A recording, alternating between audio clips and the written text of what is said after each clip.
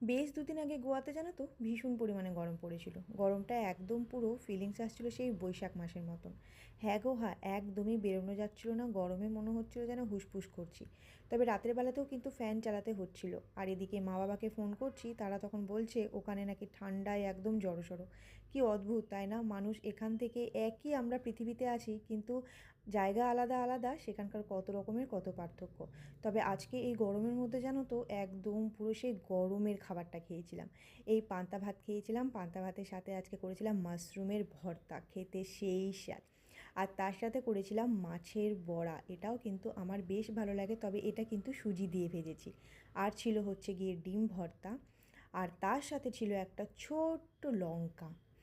এটাই ছিল আজকের আমার খাবার। তবে এই পান্তা ভাত কিন্তু গরমকালে সত্যিই বলছি হেভি লাগে, হেভি।